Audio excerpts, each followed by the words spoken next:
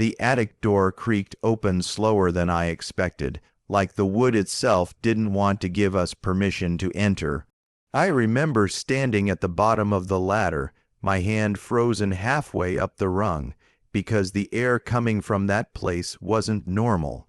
It was stale, yes, but heavy too, like it carried the weight of years of silence no one had dared disturb. My heart was already beating faster than it should, but curiosity, as always, pulled me up step by step.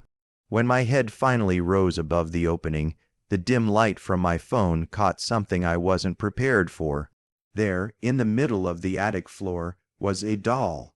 Its porcelain face was cracked, like it had been left there for decades, but the worst part wasn't the cracks. It was the way its glass eyes reflected the light straight back at me, as if it had been waiting for us all along. At first, we tried to brush it off. I remember saying something like, "Well, that's not creepy at all," with this half-nervous laugh, pretending it didn't bother me. But deep down, I couldn't shake the way it was sitting, perfectly upright, not slouched or fallen like any abandoned toy should be. We circled around it slowly, our shoes crunching on the dusty boards. Every step echoed too loudly, like the attic itself was amplifying our movements. My friend nudged me and whispered, "Why is it looking right at us?" I wanted to say it wasn't, that it was just the angle of the glass eyes, but when I shifted to the left, those eyes shifted with me. It felt impossible, yet undeniable. We froze, locked in that staring contest with something that shouldn't have been alive.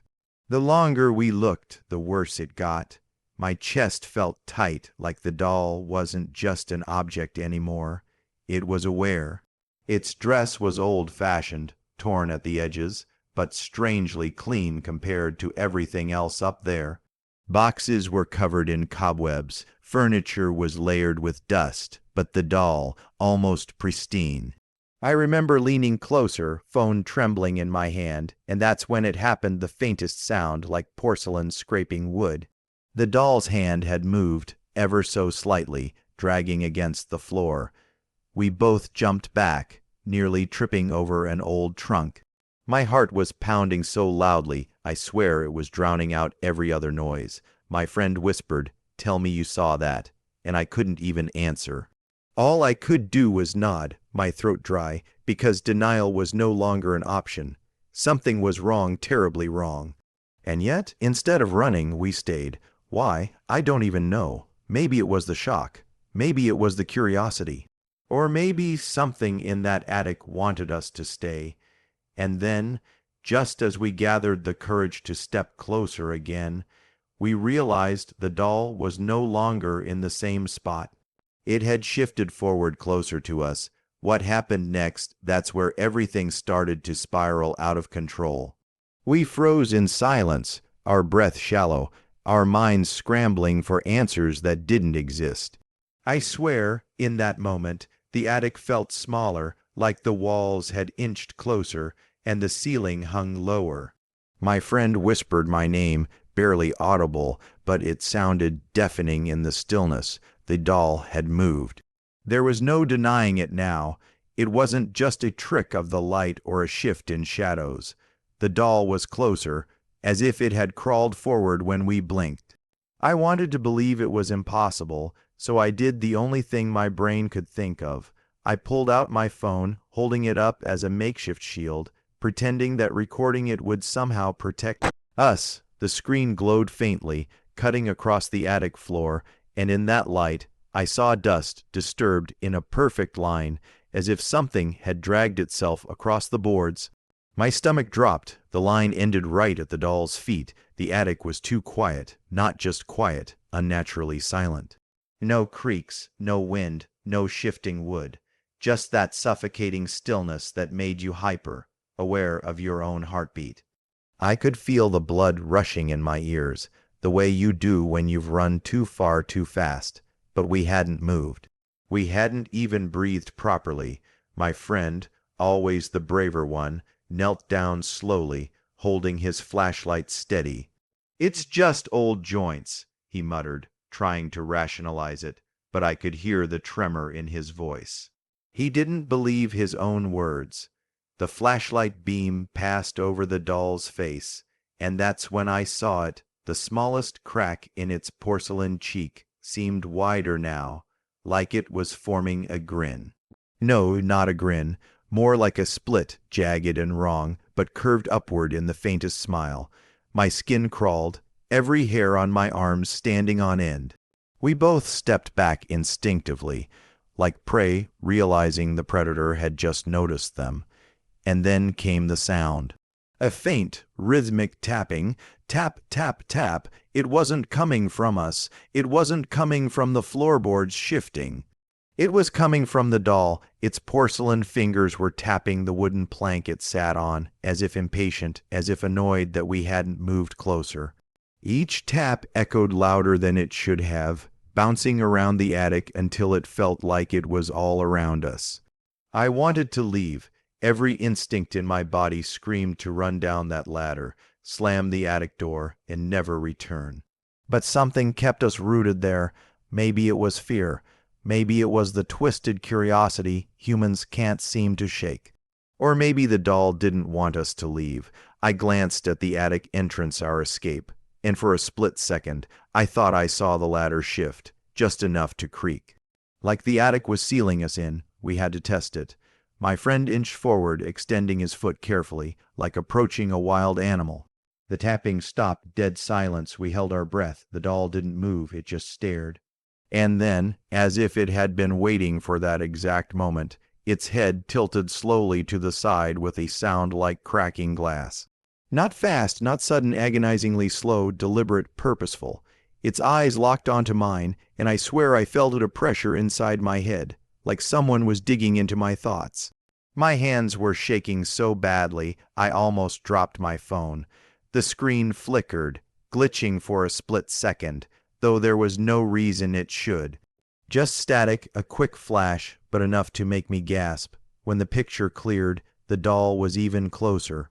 We hadn't blinked, we hadn't looked away, and yet it had moved again. My friend muttered, "This isn't real, this can't be real," over and over, but the words did nothing to break the spell. The attic felt alive, and the doll was its heart.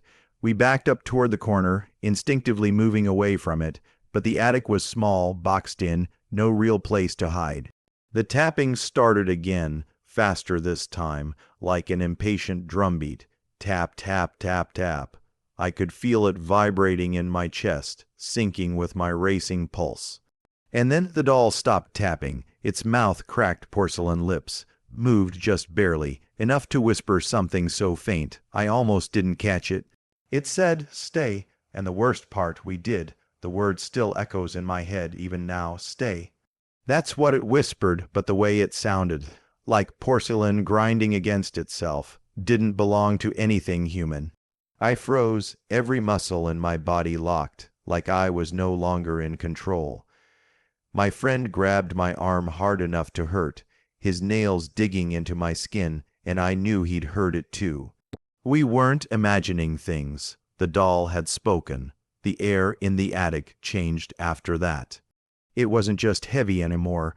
It was alive, buzzing, thick enough that every breath felt like swallowing dust and static. My phone's flashlight flickered again, and I noticed something I swear hadn't been there before. Around the doll, etched faintly into the wooden floorboards, were marks. Circles, carvings, symbols I didn't recognize, but they surrounded the doll like a ritual had been performed right there, long before we'd found it. My stomach twisted. Someone had placed it here. Someone had left it for a reason. My friend whispered, "We shouldn't be here." He said it like a prayer, but he didn't move. Neither of us could. That's when the attic itself betrayed us. A box behind us fell over on its own, slamming to the ground and scattering old yellowed papers across the floor. The sound was so violent, so sudden, we both jumped, and when I whipped my head back toward the doll, its eyes were glowing faintly. Not like lights, not bright, but catching the beam from my phone in a way glass shouldn't. It was like they had their own depth, pulling us in. The doll's head tilted back to center, no longer crooked. Its mouth didn't move this time, but the tapping started again. Faster, louder. The sound of porcelain fingers rapping against wood filled the attic until it felt like the boards beneath our feet were trembling. I tried to shout, to break whatever spell was pulling us deeper into this nightmare, but my throat closed up. No sound came out. My body wasn't listening to me anymore. And then movement, not from the doll, from the shadows. In the far corner of the attic, where the light from my phone barely reached, something shifted, a shape, small and low, crawling along the floor. My friend saw it too because he gripped my arm tighter, almost dragging me backward. But before we could react, the shape vanished. Melted back into the dark, the doll stopped tapping. Silence that was somehow worse. My phone buzzed in my hand, a notification flashing across the screen, but the signal bar showed nothing. No service, no Wi-Fi, just a blank icon, as if the attic had cut us off completely. My heart was hammering so hard it hurt. We tried to move toward the ladder. I don't even remember deciding. It was just survival, pure instinct. But when we got to the edge, the ladder was gone. I swear it wasn't there anymore, just blackness leading down into nothing. My friend leaned forward, his flashlight shining into the void, but there was no floor below us, no stairs. Just endless dark. He whispered, "This isn't possible," and I wanted to scream that nothing about this night had been possible since the moment we saw that doll. But I didn't have time, because when we turned back, when we looked toward the center of the attic again, the doll wasn't sitting anymore. It was standing, porcelain legs impossibly thin, bent at the joints, balancing like a marionette without strings. It swayed slightly, head twitching, and for the first time it took a step, a sharp, deliberate click of porcelain on wood. We scrambled back, but the attic had no exits, no ladder, no escape, just us, the dark, and a doll that should never have been able to move.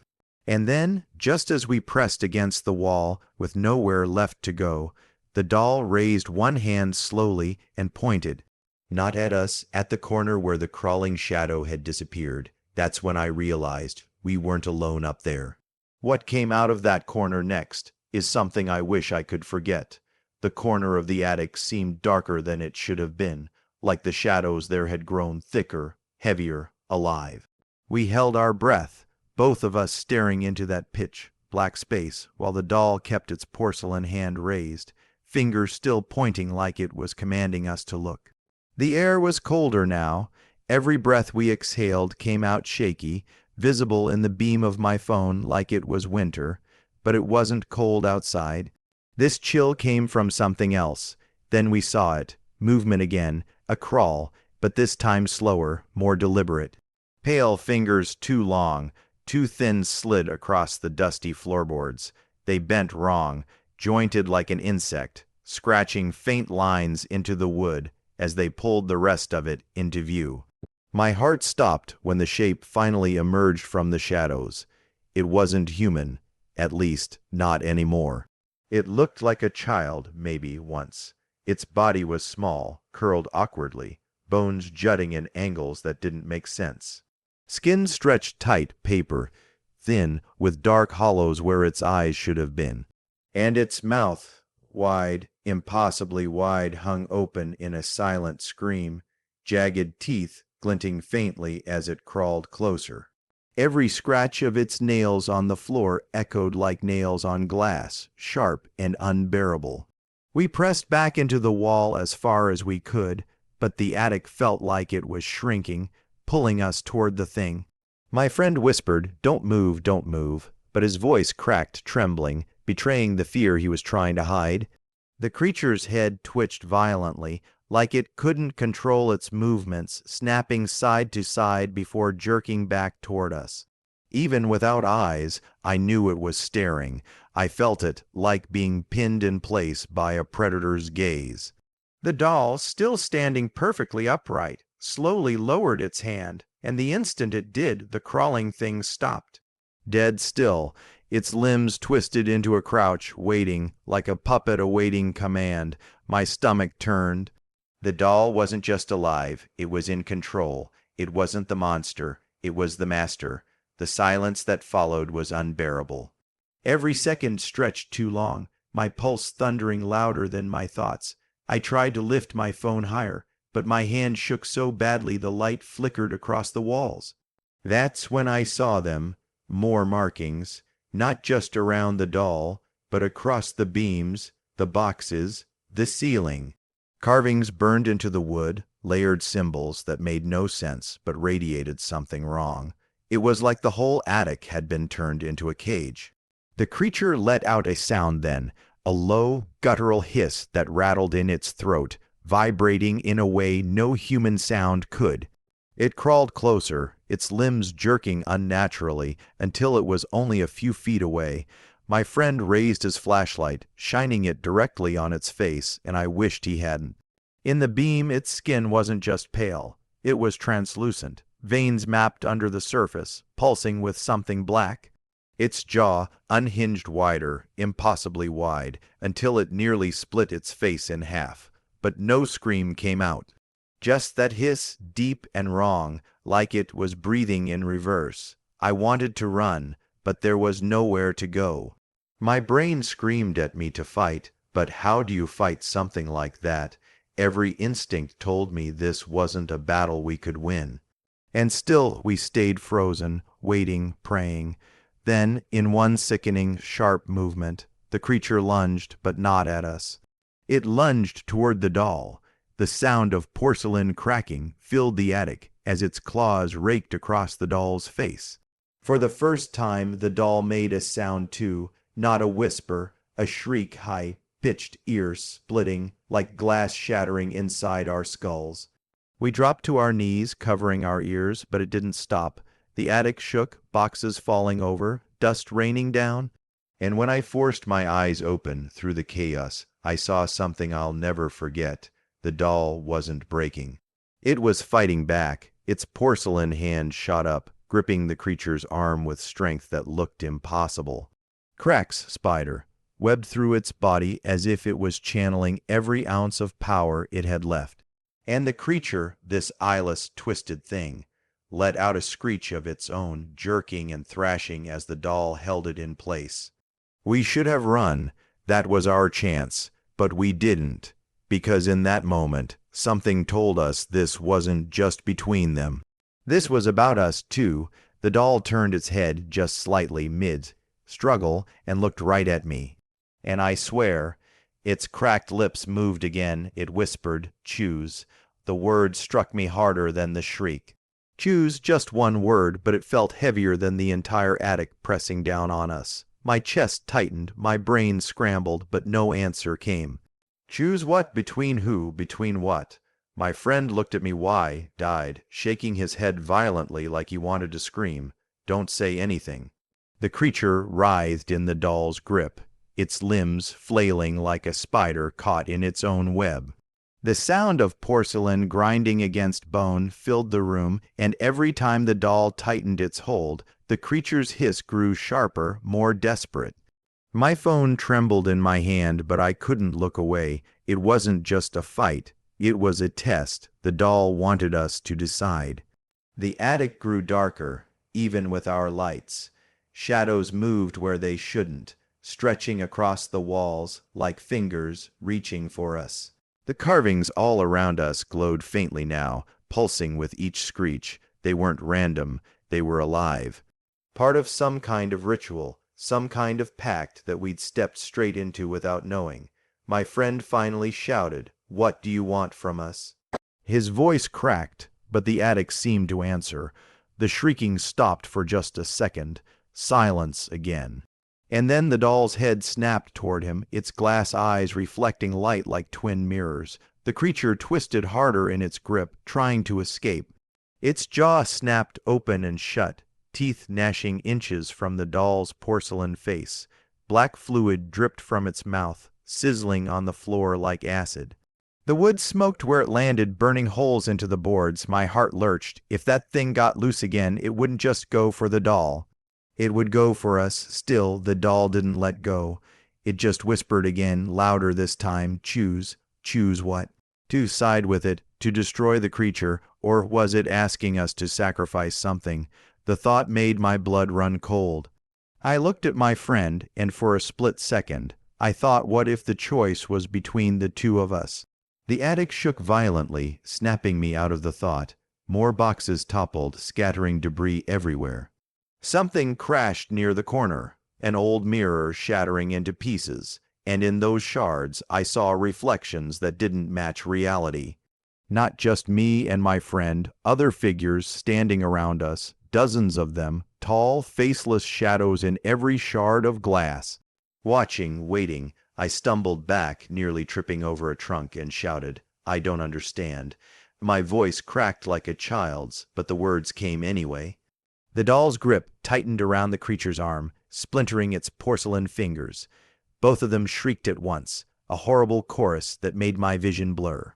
My phone slipped from my hand, hitting the floor, its screen cracked but still glowing faintly. In the light, I saw something else I hadn't noticed before. Beneath the doll's feet, inside the carved circle, there was space for two more, two empty spots, one shaped like the doll, the other shaped like us. That's when it hit me, we weren't just spectators, we were part of the ritual. My friend backed against the wall, shaking his head, muttering over and over, "No, no, no, no." He wasn't going to step into that circle. Neither was I, but the attic didn't care what we wanted. The walls groaned, wood splintering, as if the whole house was pushing us forward, herding us toward the symbols. The creature screeched louder, its skin splitting in places, black veins bursting through. The doll shrieked back, its porcelain body cracking more with every second, pieces flaking off to reveal something darker underneath. Not hollow, not empty, something alive, something writhing. The whisper came again, so close it felt like it was inside my skull this time. "Choose," and then the attic floorboards beneath my feet gave way, splintering, breaking, and I fell.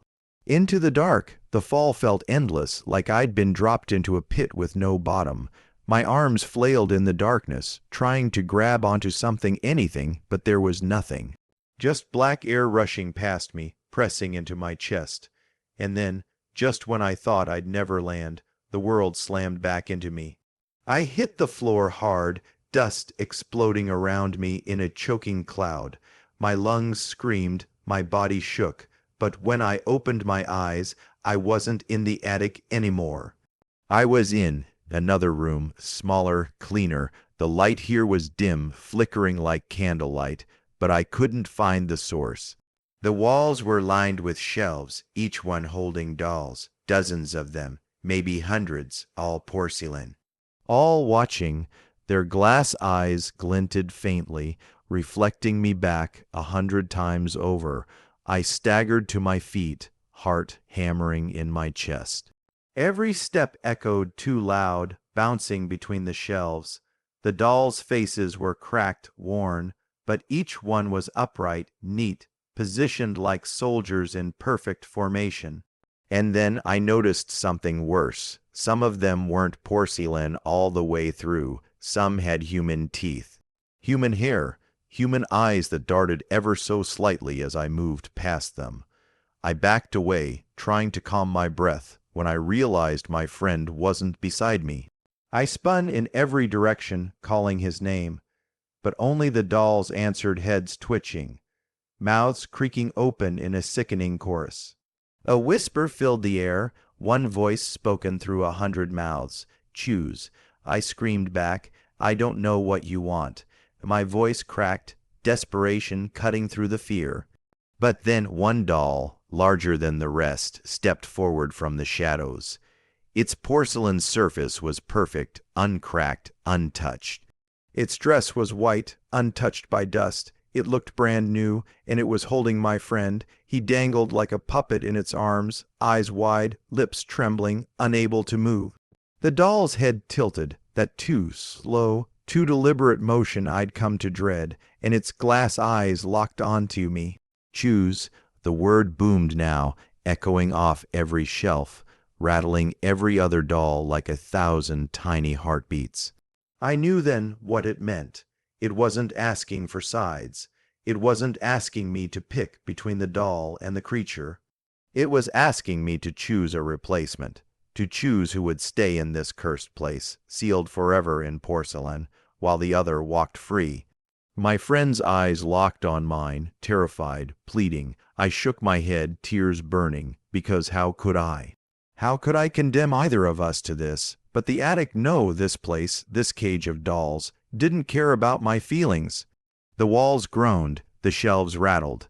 The dolls leaned forward in unison, mouths opening, repeating in a chorus that shook the floorboards. Choose, choose, choose. I dropped to my knees, clutching my head, my mind splitting under the weight of the demand.